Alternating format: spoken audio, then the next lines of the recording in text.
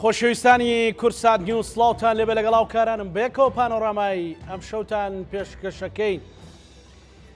ئەوەی ئێستا لەسەر شاشەی کورسات نیوز دەیبینن لەگەڵ کاکەشکوری هاوڕێمدا تاوتوێ ئەوەمانە کرد. جۆ بایدن سەرۆکی ویلایەتە یەکگرتووەکانی ئەمریکایە، سەرۆکی ئەمریکایە، بڕیار بوو بۆ هەڵبژارنی داهاتووش کاندید بێ، بەڵام پێش ئەوەی مودەکەی خۆی تەواو بێ لە کاندیدی کشایەوە. کورسی بۆ کەس نییە تا سەر. دموکراسی ئەگەر لانی کەم لە هەرێمی کوردستان لە 156شەوە جێبەجێ بکرێت خزمەتی هەموو لایەکەکە. بەهۆی ئەو سیاسەتە هەڵانە و جێنەهێشتنی کورسیەوە هەرێمی کوردستان کەوتۆتە قەیرانی جۆرا و جۆرەوە. هیچ شەوێک تێپەڕ نابێت کە ئێمە باس لە قەیرانێکی ئەو وڵاتە نەکەین. ئەگەرچی قەیرانەکان دووبارە بۆش بن، بەڵام قەیرانی کەمەرشێنن بۆ پێشکەوتنی ئەم وڵات و ئەم نیشتیمانە. لەلایەک ئێستا لە هەرێمی کوردستان سوپای تورکیا بەشێکی زۆری سنووری بادینان و تەنانەت سنووری قەزای سۆرانیشی داگیر کردووە و ڕەنگە زۆر کەسیش بە دەگمەن چاوی کامێراکانی پێ بگات و ڕێگە بدەن تا ڕاستەکان بۆ خەڵک بگوازرێتەوە. ماڵوێرانێکی گەورە لەو دەڤەرە هەیە. لە کەرکووک بە دوو کورسی پارتی دموکراتی کوردستان هەوڵەدا هەرچی هاوپەیمانێتە بیکات تەنها بۆی کورسەکە بۆ یەکێتی نەبێ یان پارێزگار بۆ کورد نەبێ. ئینجا ئێمە بەرەو هەڵبژارنی پەرلەمانی کوردستانیشی. ئەو هەڵبژارنەی کە نزیک بە 2 ساڵە دواخراوە. بەم پینە و پەڕۆیە بەم حاڵ و گوزەرانە هەرێمی کوردستان دەگاتە چ کەنارێک یان لە چ تونێلێکدایە یان لە بەردەم چ مەترسێکدایە. پانۆڕاما لەم بارەوە گفتوگۆکە بە سوپاسێکی زۆرەوە لەگەڵ بەڕێز مەسعود عەبدولخالق، خاوەن ئیمتیازی دەستگای ستاندەر، نووسەر، چاودێری سیاسی، خەمخۆری نیشتیمان. بەڕێزیان لە هەولێرەوە لەگەڵمانە بێ. مامۆستا ئێوارەت باش، ئەم کاتت باش. و من سەرەتا بەڕاستی ئەمەوێ لەو تراژی دیانەتەوەی و نیشتیمانیە دەست پێ بکەم کە ئێستا لە دەڤەری بادینان و سۆران بەشێکی سۆران ئەگوزەرێ لە لەشکرکێشی سوپای تورکیا. ئایا بەڕاستی بیانۆکە بیانووی پارتی کرێکارانی کوردستانە یاخود ماڵوێرانی گەلی کووردە؟ بەناوی خوای گەورە و میهرەبان. دەستان خۆش بی کاکزانە، بەڕاستی بەرنامەیەکی زۆر زانستی وەکو خەمخۆری وڵات تا ڕادەیەک کە قبولیش دەکەن جاروێ ڕەخنە لە حیزبی خاوەن ئەو کەناڵە بگیرێت. دەستان خۆش بی زۆر زۆر لەوەی وەڵام من لەوەی بایدن دەست پێ دەکەم زۆر بەداخەوە. من لەو ڕۆژانە لە مانگۆلیا بینیم ڕئیس جەمهور تەواو بوو وەقەدێ خۆی هاتە خوارێ دوایێ کردیانە وەزیرێک یان دوایە کردیانە کاندیدە بۆ پەرلەمان. ئەوە مانگۆلیا لە چێە؟ میراتگیری جەنجیزخان و هۆلاکۆ و تەیموری لەنگ و چێ وەحشی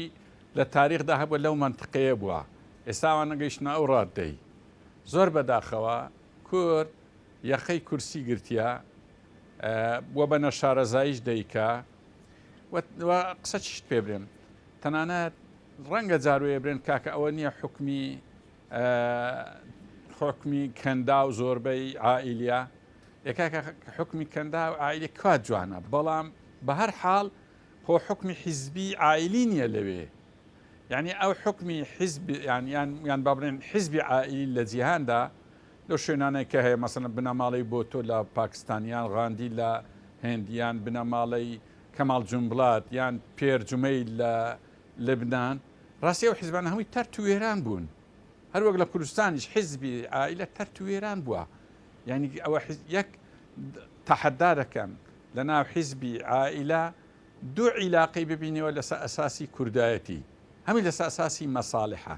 بۆیە لە هەر شوێنێکی دنیا کاتێک کە ڕئیسێک ئیستقالەتدا یان ڕئیسێک لە بۆ ڕئیسەکی بەجی دێلی یان تەداول سوڵتەک دەکرێت، ئیحراجی و ناشرینێکی زۆری سەرکردایەتی کورد دەبیندرێ کە ئەو کەمە دەسەڵاتەی هەیە ئاوا بە ستەمەوە حکم دەکا. ئەوجا ئێستا دێمەوە سەر پرسیارەکەی جەنابێت. بەڵێ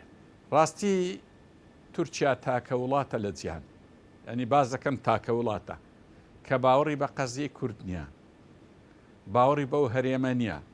ئەو هەرێمە کە بە دەستور لە دەستوری عێراقی ناوی بە کوردستان نووسرایە، ئەو هەر هەتا ئێستاش بە مەفهومی سەددامی بە شیمالی عێراق وەسفیەکە و هەموو چمان جێمان لێبوو لە ئومەل متحیدا. ڕئیس جەمهوری تورکیا گوتی ئەوەی لە شیمالی عێراق کرا غەڵەتەکی گەورە بوو، نابووای قبول بکەین،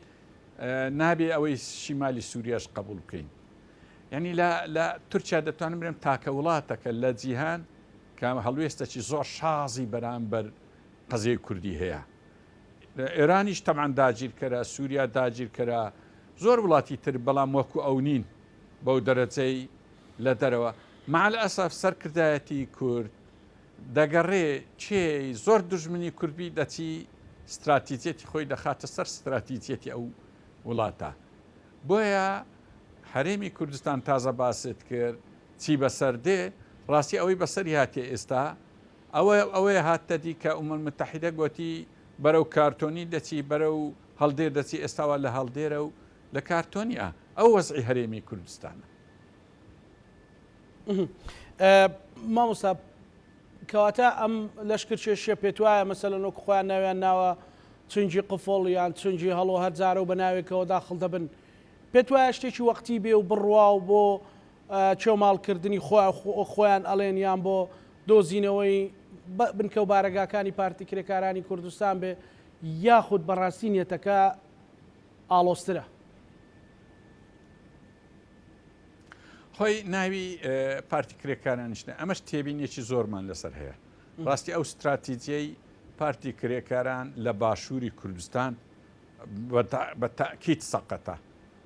بەڵام ئەوانە کوردن، جەرجی خۆمانن، ینی سەقەتە ئەوە جودایە،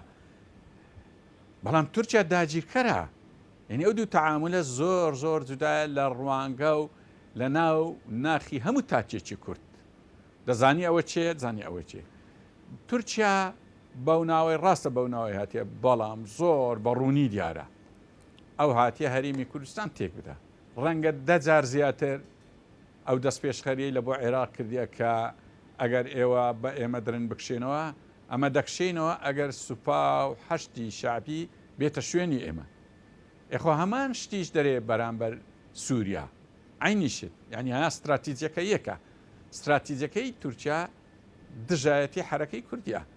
یعنی ئێمە هەموو جارێ ئەوی با دووبارە نەکەینەوە برێ کاکە حەسەن خەیری ئەوەندە یارمەتی ئەتاتۆرچیدا دوایە لە ئاخریدا کە شێخ سەعیدی لە ناو برد و سەرۆکە کوردەکانی لە ناو بر، ئاخری هاتەوە سەرە خۆشی گوتیە توش جلی کوردیت لە ناو بێویچ پەرلەمان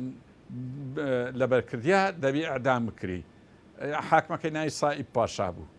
یعنی ئەوە تورکیا ئەوەی ڕوویدا عین دووبارە دەبتەوە لە ئێستا لەگەر هەر حیزبەی کوردستان، هەر حیزبەی کوردستانی یارمەتی تورکیا بدا و یارمەتیشی دەدەن بەداخەوە، ئاخیری خۆشی لە ناو دەبا. یعنی ئەوە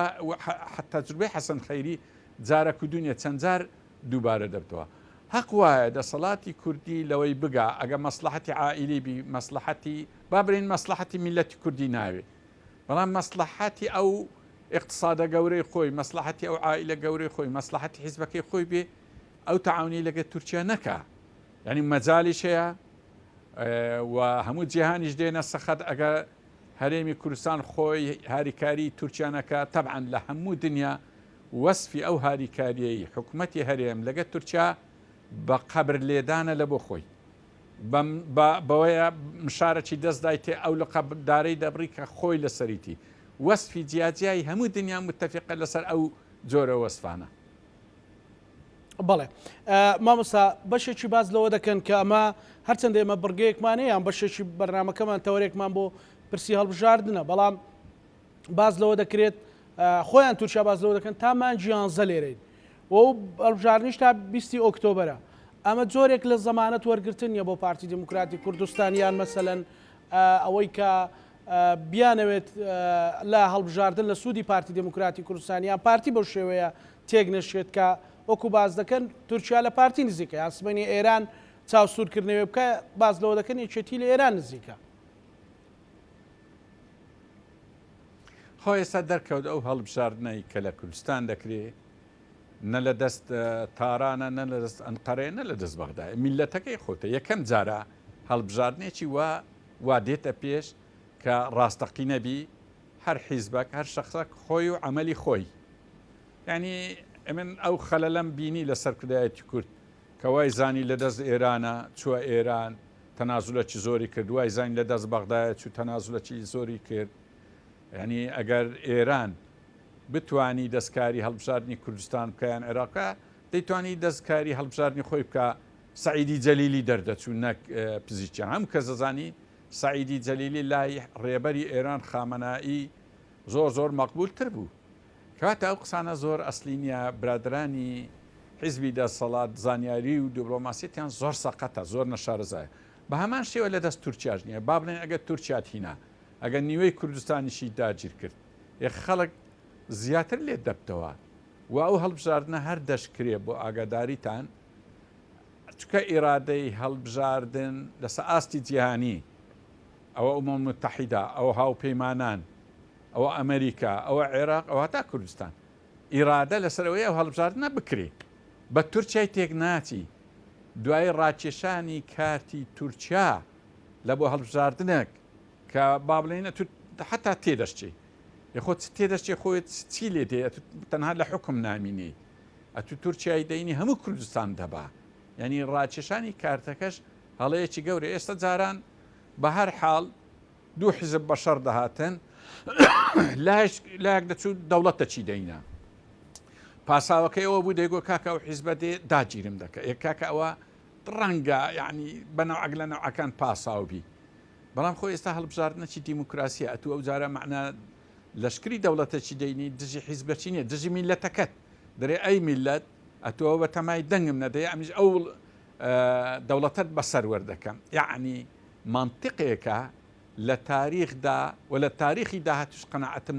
نییە هیچ کەس هیچ سەرکردەیەک ئەوەی بکە ئەوەی سەرکردایەتی کورد ئێستا دەیکە.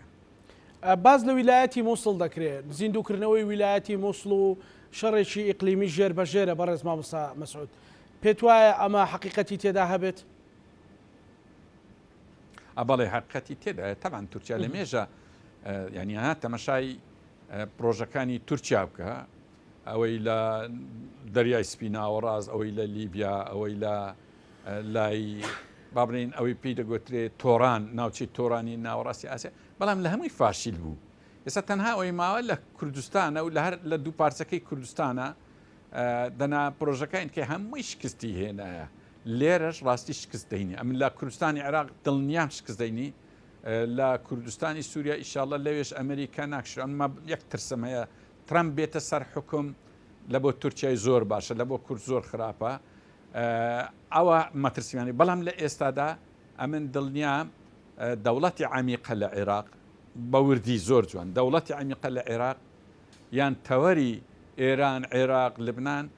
ئەو جمجۆڵەی تورکیا قبول ناکە کەواتە ئەو حیزبەی لە کوردستان هاریکاری تورکیا دەکا وەکو برێ لە ڕێفراندۆم خراتر شەیەکەی بەسەردا دەشتێ و تورکیا سەرکەوتو نابی لە تەماحی لە کەرکووک و لە ویلایەتی مووسڵ تەنانەت لەو ئۆپەراسیۆنەش یعنی ئەگەر حیزبی دەسەڵاتیش ئەوی شەناکە حەقوایە حیزبەکانی تر زۆر بەداخەوە کە ئەوانیش مردوون هەموو حیزبەکان ئەم بەیەکێتیەوەش زۆر هەڵوێستیان زەعیفە بەرامبەر ئەو لەشکر کێشەی تورکیا دەبابی ئێستا کارێکی وا بکەن حکومەتی ئیجبار بکەن کە هەڵوێستی هەبی حکومەتی هەرێم حکومەتی هەرێم هەڵوێستی هەبی ئەوە بەغداش دێتە سەرخەت نەتۆیە گرتەکان و هەموو جیان دێنە سەرخەت ستۆپێکی زۆر گەورە بە تورکیای دەکەن و حتا حەدی کشانەوەش بەڵام ئێستا بەو شێوازەی ئێستا تەبعاً تورکیا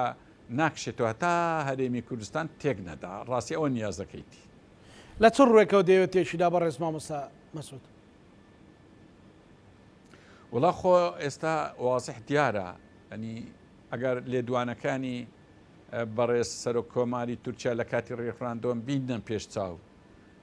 جموجۆڵەکانی تەرحەکانی لە بۆ عێراق یان جاروێ ئەو ویفاقە ئیقلیمیەی کە پێی هەردەستی تورکیا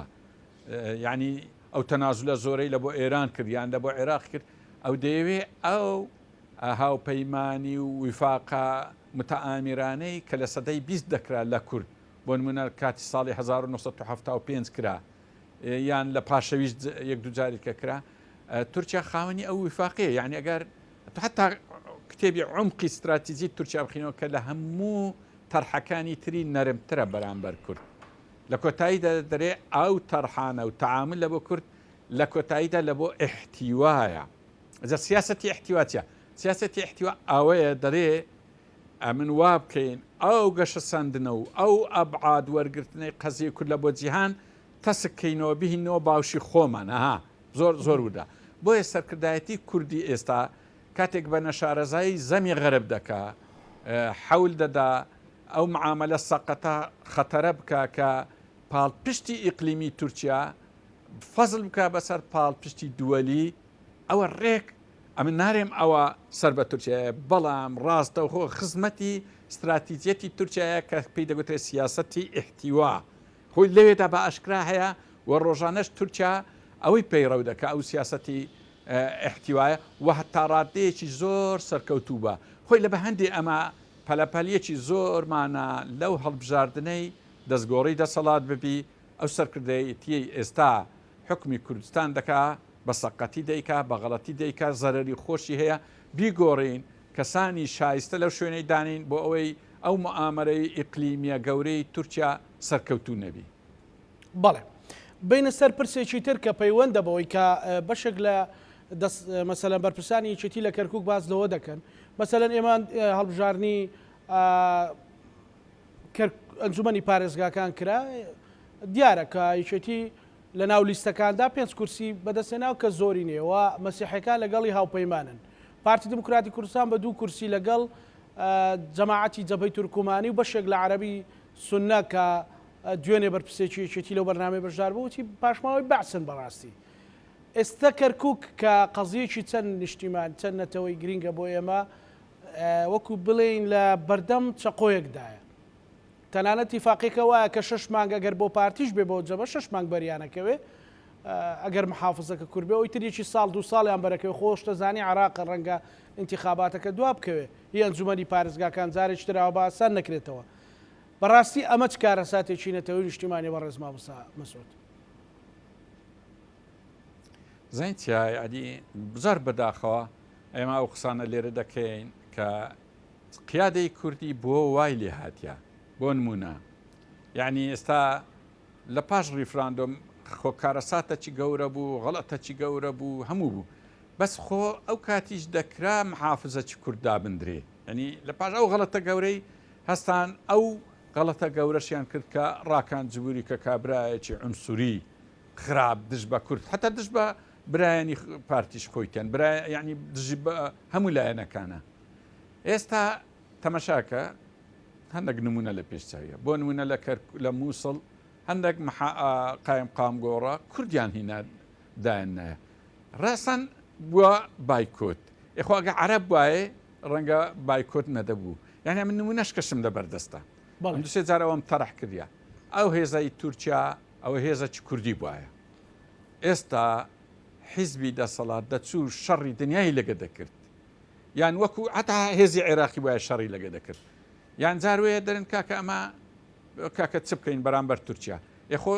جەیشی عێراقی هات لە سحێلان ئەوە دەگۆترێ مقاومەکی باشیان کرد ناویان لێنایە داستانی سحێلان نیو داستانی وهاش بەرامبەر تورکیا بکە ئەمە کەس گلەیمان نابی یان دوو تەقەی بکە بەرامبەر تورکیا تو دەچی هاری کاری دەکە یعنی هەموو دنیا ئەوی یعنی ئەو ئیشانەی کە لەوە دەبینین ئەوجە دەزانین چارە نووسی کەرکووک بەرەو چۆنە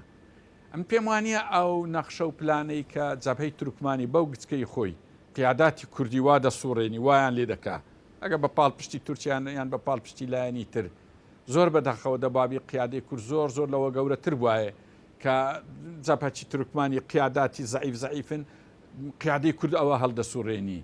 ئەم پێم وانیەوە سەرکەوتوبی چکە ئەو تەرحەی کە لە بەغدا هاتیە بە نۆرە یان بە تەوافقی ئەدی مادەمەیە هەڵبژاردن لۆ بەرچی کرا یعنی کەواتە ئەساسی عملی دیموکراسی هەڵدەوشێتەوە لێ لەبەر هەندێم پێم وانە سەرکەوتوبی ئاخیری هەر کوردێک دەبتە محافز چکە بەغداش باش دەزانی ئەو عربانەی سەرکەوتن لە کەرکووک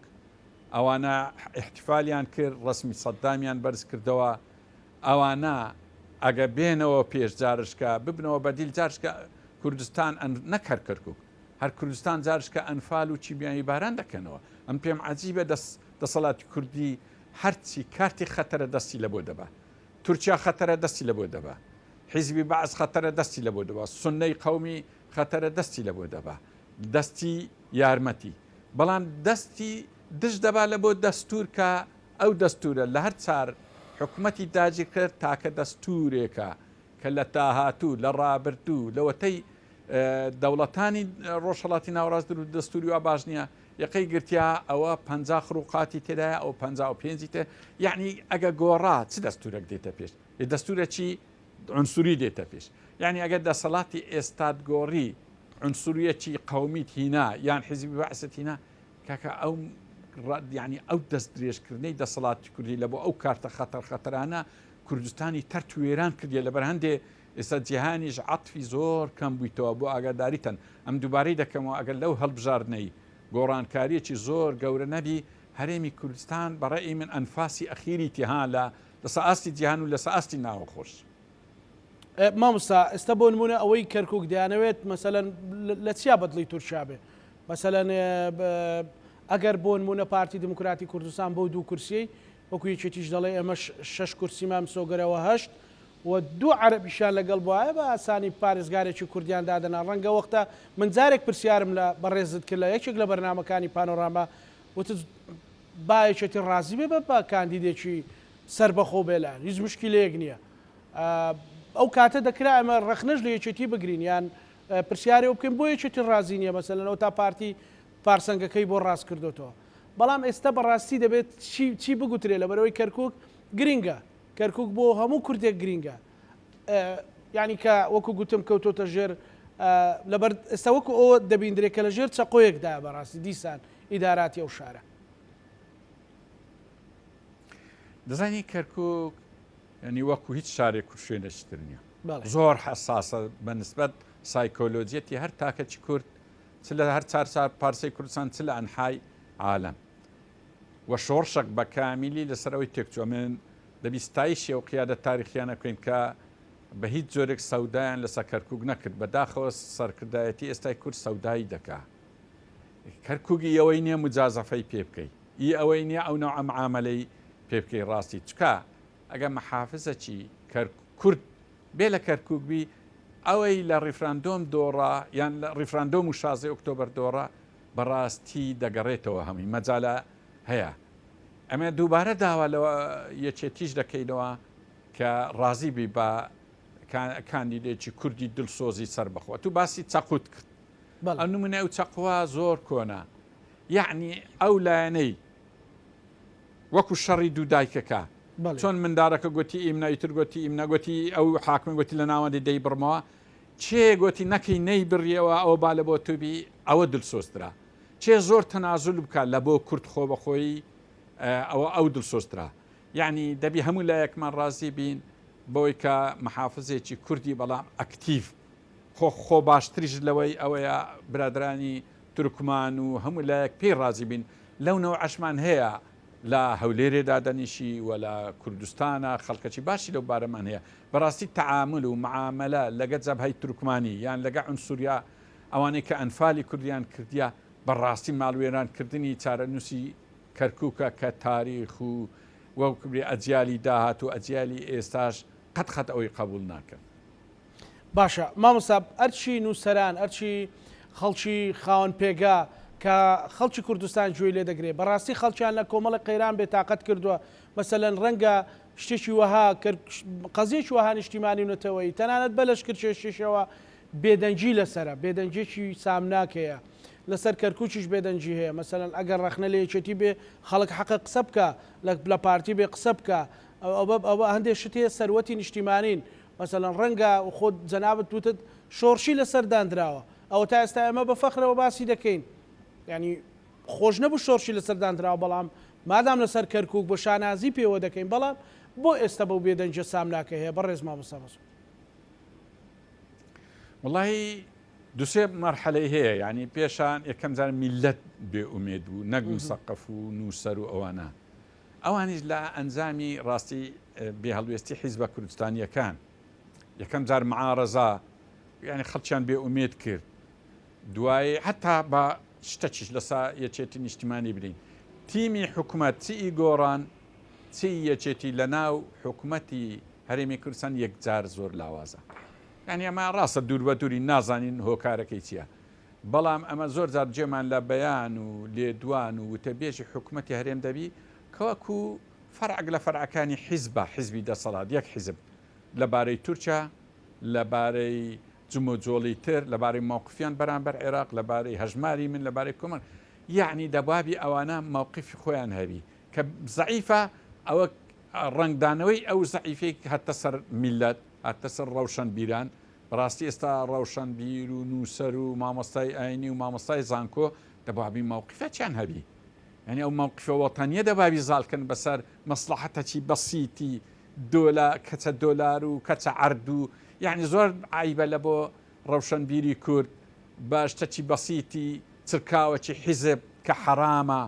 کە دزرایە دەیدەن بە تو خواری دەکەیەوە یان لە ساڵحی ئەو دەسەڵات نا هەموو دەبوابی بە یەک دەنگ پێکەوە بمان گوت باە ستۆپ دەسەڵاتەوە تو چ دەکەی ئەو کاتی بەجی دەکردین بەڵام ئێستا کە تو مەتحی دەکەی لە پێناوی کەمە پارەیەک چەند عیبە یعنی ئینسان لە پێناوی پارە ینی ئینسانەگە لە پێناوی پارەوەی کردوە خۆی سی خوڕی دەکا ماڵی خۆی دەفرۆشی ناموسی خۆی دەفرۆشی ئاخری وڵاتی خۆی دەفرۆشی ئاخری وای لێ دێکا ئەوەی لە بۆ تورکیا دەکریان ئەوەی لە بۆ ئێران دەکریان ئەوەی لە بۆ سبەی دوزبێ ڕەنگە لە بۆ عێراق بکرێ ئەوها دەکرێت ها ئێستا کۆمەڵک مەلەف لە عێراق دەرچوت تەماشاکرد نایی بەس سەرکردەکانی تێوەدام سە لەو ڕۆژانە کتێبێک دەرچێت لە ئێران دیسان ناوی سەرکردەکانی تێدەچێت تەنانەت هەندێک حیزب پارەی وەرگرتیە کە شەڕی کورد بکە تەماشا یعنی ئەوە کاریگەریەکی زۆری هەیە بەڵام ڕەوشەن بیران نووسەران مامۆستایانی ئاینی مامۆستای زانکۆ ڕۆژێکی تاریخیە حەقوێ قسەی خۆی هەبی گوێنەداتە ئەو مەسلحەتە بچووکەی چکە هەر یەکەک ئەو قاعدەی با و قاعدەی شەرعەکەم لە کۆتاییدا بەڵێ هەر یەکەک ناتە یارمەتی حەق دژی باتڵ مسۆگەر ئەوە مەسلحەتەکی لە باتڵ هەیە دژی حەق ئەوەی ئێستا لە کوردستان دەبینین ئەوەیە مامۆستا ئەگەر بێت و کورد خۆیان لە ناو خۆیان لە کەرکک ڕێک نەکەون بەڕاستی مەحافزێکی وەکو هاوشێوەی ڕاکان مەحافزێکی مەسەلەن شۆفێنی بێ وەکەوەی کە هەر ڕۆژەو بە قەراراتێک خەڵکی دەناردە سەر جوتیارانی سەرگەڕان و دەوروبەری و گوندەکانی پەڵکانە و ئەو ناوە پێتوانێت قەزیەی کەرکک زیاتر دەچێتە دوا زیاتر لە دەستی کورد دێتە دەرێ بزەبەت ڕاستە ئەگە بێ ئەو جارە کە کورد دەنجی دایە و دەنجی هینایە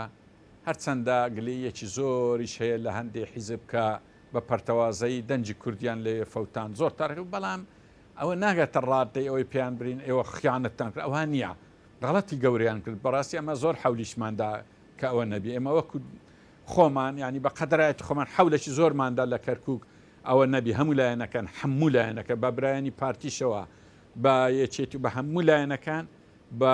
ئەوانەی بەشدار بن بە یەک لیستبی بەڵام بەداخەوە ئەویان بەجێ ئێمە نەکرد بەڵام ئێستا بێ و محافزێکی عنسوری وەکو ئەو برادرەی ناوت بردبێ بەڕاستی ئەو نیوە کوردستانەی کە خەریکە بڕوە بە تەواوەتی دەڕوە یخوا و لەولایە نیوە کوردستانە بڕوە و لە لای ئەولایش تورکیا نیوەکەی تری برد یعنی ئەوە هەرێم چ دەمینێ یخۆ ئاشکرا دیارە چارە نووسی ئێمە چی بەسەر دێ دەکرێت دەرەقەتی ئەو پیلانجیە ڕێبێ کورد وە خۆی ئەگەر خۆی ڕێخاتەوە کە لە کەرکک و لە بادینانی شەیە هیچ گومانم نییە لەوەی بە پێوەی شارەزاییمان لە وەزعی دووەلی لە سیاسەتی دووەلی لە وەزعی ئیقلیمی لە وەزعی کوردستانی ناوە خۆمان و عێراق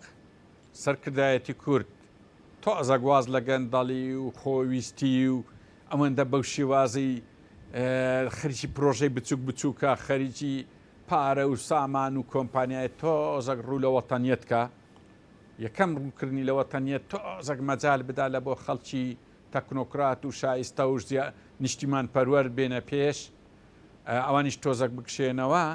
بە تاکید مەجای ئەوەی هەیە کەرکک بجێردرێتەوە سە کوردستان ناوچە دابڕێنراوەکان و تورکیا بگەڕێتەوە جێ خۆی و هەرێمی کوردستان داهاتەکی یەکجار زۆر دەکەویتە دەستی چ لە بەغداد چ لە ئاستی جیهانی چ لە داهاتی ناوخۆ دەتوانی پرۆژەی گەورە گەورە بکە دەتوانی خزمەتی کوردستان بکە یعنی دەتوانین دوسێ میلەتی تر بەخێو بکەین ئەگەر ئەو کوردستانی ئێستا لە دەستێکی ئەمین و شارەزابی بەس ئەوەندە تەمان واضح دیارە هەمووی ئاعتراف بۆی دەکەن کە کوردستان ئێستا چ لە ڕووی وەتەنی چ لە ڕووی اقتصادی و ئەمانەتەوە لە دەستێکی ئەمین نییە ڕاستیەکەی هیچەوە مناقشینە ئەوەی سەر تا سەری کوردستان متتەفقین لەسەر ئەوەی کە ئێستا کوردستان لە دەستێکی ئەمین نییە. بەڵێ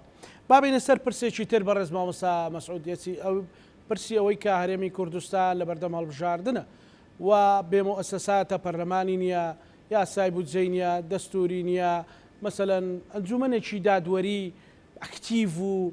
باوەڕپێکرا و متمانەداری نییە خەریکە دام و دەستگاکان هەمووی دەکەونە ژێر پرسیاری قانونیەوە ئەمە بەڕاستی بۆ هەرێمی کوردستان دوای ئەو هەموو ساڵەوەی ڕای ئەو هەموو نەهامەتی و سەختی و کەم و کوڕی و گەندەڵی و ئانەی کەش بووە مەسەلەن یعنی ئێستا ڕەوا یان دروست نییە پێ بڵێن کە دۆخێکی زۆر زۆر ناهەموارە لە ڕووی ئیدارەدان و لە ڕووی دامەزراوە و خەلەلی دامەزراوە. خۆی لەو سی ساڵی کە ئێمە حکوومەتمان دروست کردووە تا ئێستا کە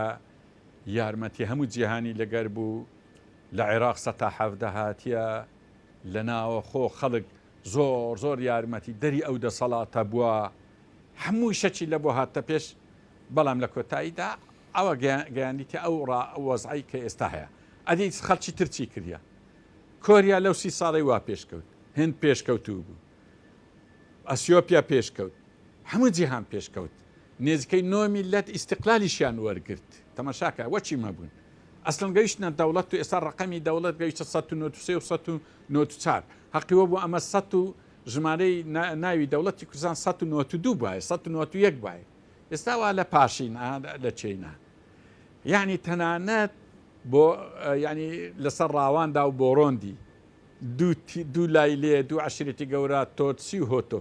بە تەوران لێکیان دەدا ئەو کاتی ئێستاوە لە جیهاندا بوویتە نمونە لە هەموو دنیا خەڵک ئاوارەکانی خۆیان هەموو گەڕانەوە وڵاتەکەی خەڵکی تر لە ئەوروپا جەستەوێنەری لە بۆ ئیش بەو شەرتەی نەفتی هەیە نەداهاتە چی وایە بەڵام چکە ئیدارەکەی جوانە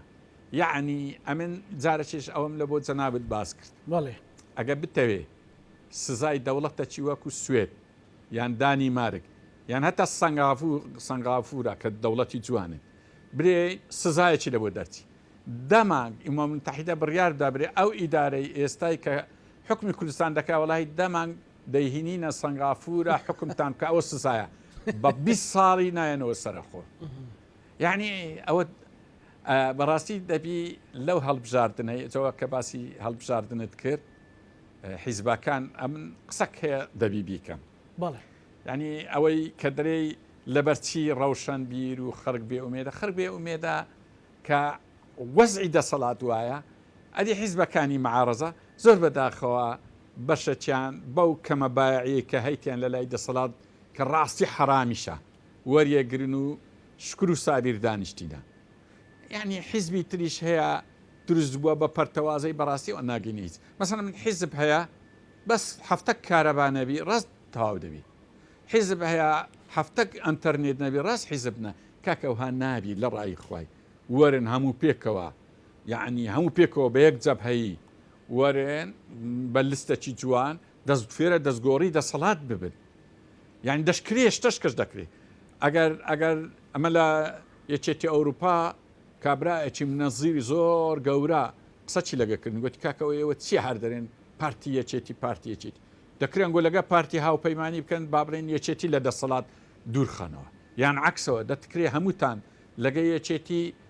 هاوپەیمانی بکەن لە بۆ قۆناغی پارتی فێرە مەعارەزە بکەن مؤسسات دانێن ئەو سوپایی لە بەردەستی بینە دەرێ لە داهاتوو دوای جارش کەنگۆ هاوپەیمانێک بکەن یەکێتیش والێ بکەن فێرە معارەزەی بکەن سوپایەکەی یعنی بەو شێوازەی دەستگۆڕی دەسەڵات دروست دەبی ئێستا بەو شێوازەی ئێستا کە هەیە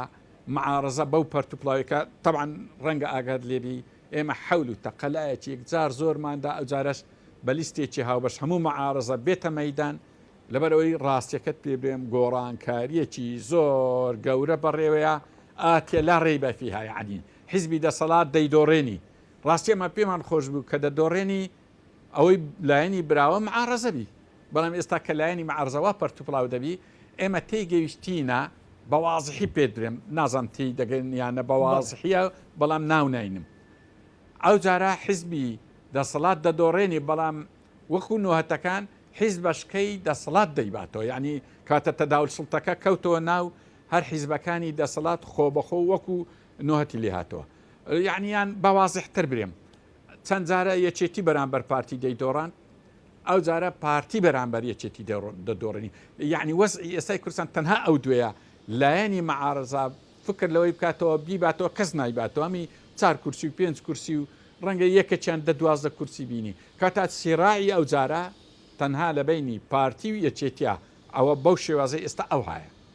پێت وایە مامۆستا پارتی دموکراتی کوردستان واقعەکە قبول بکات دەسەڵات تەسلیم کاوەستا ناحەی سنوون و وانچێ و قەزای مەخموور تەسلیم ناکەوە ماوەیەکە ئەوە گوتیان حەدیان چیار لە مەسولەقەکەیان قسەی کرد لە مەخموور کەس بێ قایم قام لە ئێمە وەربگرێ پێت وایە مەسەلەن هەڵبژاردن ئەگەر بشکرێت کە دەکرێت بەڵام مەسەلەن پارتی دموکراتی کوردستان بچووک بوونەوەی حەزمی خۆی قبول بکە ئەو قسەی زۆر لە لاو خەڵک دێ و بەڵێ ئەم پێم وایە ئەو ظروفەی ئێستا زۆر فەرقیە لە ڕابردوو تا بۆ ئەو قسانە ئەوەی مەسئولەکە کردی نازانم چیە قسەکەی تەواو بوو بەڵام یعنی پێشترێ نەک پارتی یەکێتیش ئەو قسەی کردیا ئەگەر یەک کورسیمان هەبی دەسەڵات نادەی ئەوە ڕۆیە ڕاستم پێ ئەوە ڕۆیە ئەوە ئاوا چووە شتشکەش ڕۆیە پێشان ئەو قسە هەبوو دەیانگۆ ئەگە پارتی و سین هەڵبژاردن بکەن هەر پارتی ئەوەش ڕۆیە کۆمەڵک شت ڕۆیە وەکوبرەی وەزعی نوێ هاتیە نەپارتی نەیەکێتی ئەگە بدۆڕێنن ناتوانن حکومەت تەسلیم نەکەن تەمەشای وەزعی محکەمە ئیتحادی بکات تەمەشای راپۆرتەکانی نێودەوڵەتی بکە ڕەنگە شەرحی نەوێ ئەو ئیشە ئەدی خۆ پەرلەمان و یعنی ئەوانەی کە چوونەوە ماڕێ یان نەوت تەسلیمکردن ئێخۆ بە قەراری محکەمە ئیتحادی بوو کەواتە ئیش گەورەتر بووە لەوەی هەموو ئێرادەی نێودەوڵەتی و عێراقیش و خەڵکی کوردستانیش دەیانەوێت لەو هەڵبژاردنەی گۆڕانکاری بی وە گۆڕانکاریش دەبی و هەموو دنیاش چاودێری ئەو گۆڕانکاری دەکا هیچ هێز و لایەنەک بەڕێی من ناتوانن ڕێگری لەو گۆڕانکاری بکەن و حتا ڕاستیشت پێ برێم ئێستا و گۆڕانکاری لە مووسڵ ڕوویدایە ئەو ڕۆنا سبەی زۆر دوور ناکەوتەوە ئەوەش جێبەجێ دەکرێت ڕاستی وەکو من تێگەیشتیمە لە وەزعی عێراق لە وەزعی کوردستان ئەوەش جێبەجێ دەکرێت هەموو گۆڕانکاریەکان دێتە دی لەبەر هەندێک برایانی پارتی ئەو مەجالیان نەمایە ئەگە بدۆڕێنن حکومەت تەسلیم نەکەن یان برێوەڵە ئەمە یەک کورسیش بین هەر حاکمین ئەوە ڕۆیە نەمایە ئەوە بەکەس ناکرێ ئەو جارە وڵاتانی ئەوروپا ئەوانەی دۆستی کوردن مەسەلەن کە چاودێری دۆخ هەرێمی کوردستان دەکەن پەرۆشن بۆی جارێکی تر هەرێمی کوردستان بچێتەوە ناو یان ببێتەوە خاوەنی موئەسەسات و لەسەر پێخۆی ڕابوەستێ ئەگەمە تەمەشای راپۆرتەکانی نەتۆیە گرتوەکان یەکێتی ئەوروپا و وەزارەتی خارجی ئەمریکا بکەین نزیکەی 15 ساڵێک دەبی ڕۆژ لە ڕۆژ راپۆرتەکانیان تونتر و خراپتر دەبی وازح دێرە تا ئاخیری گەیشتە و ڕادەی دەرێن هەرێمی کوردستان بەرەو کارتۆنیە و بەرەو هەڵدێرە و سەبەبەکەشیان دەستنیشان کردیە دەرێن قیادەی کورد خۆیتی وەکو چەند جارە نییە موئامەرە و ئەوە کەواتە ئەوان هەرێمی کوردستانیان لە ڕووی استراتیجی قبوڵە زیاتر تەرکیز لەسەر دەسەڵات ینی لە دوای ڕێفراندۆم دوو معادلە گۆڕە پێشان دەسەڵات و هەرێمیان قبول بوو بەڵام لەو دوای بەس باسی هەرێم دەکرێت قەت باسی دەسەڵات ناکرێت چارە نووسی چییە کەواتە هەتا ئەو لەحزەیەش هەرێمی کوردستان لە معادلەی دەولی مەقبولە و قبول کراوە بەڵام ڕاستیت پێ برێم هەمومان دەزانین زۆر سارد بووینە لەسەر هەرێمی کوردستان لەبەرچی لەبەرەوەی ئەو سەرکردایەتی ئێستا هەرێمی کوردستان بەڕێوە دەبا وەکوبری ئەوانیشی ناشرین کردیا یعنی ئەوان کەلچەوەیان وەکوبری جێی شانازینە برێنەرێەوە هەرێمی کوردستانمان ئێمەوا لێ کردوها دەسەڵاتەکی جوانی دیموکراسی دوور لە گەندەڵی شەفافیت کۆمەڵک لەو شتانە یعنی دەبابی نمونەکی جوان تەقدیم بکەین لەبەرەوەی ئەوانیش ئیرادەیان لەسەر گۆڕانکاریە بەڵام ڕاستیت پێ بێم هەمویان یەک ڕئینە دەرێن نا ئێمە تەدەخل دەکەین و نەقبولیش دەکەین بە تون و تیژی ئەی چۆن ئەوان حەزیان لێل لە ڕێ هەڵبژاردن و لە ڕێی ڕوکنەکانی دیموکراسی کە تەداول سوڵتەیە شەفافیەتە ئەوانەیە لەوەی هەر لایەک بە سەرنجامەکەی ڕازی نەبی بە یاخی لە نێو دەوڵەتی حیساب دەکرێت ئاگاتان لێبیها کاتی خۆی نۆریێگا لە پەناما شتێکی وای کرد بە هەڵبژاردن ڕازی نەبوو یاخی بوو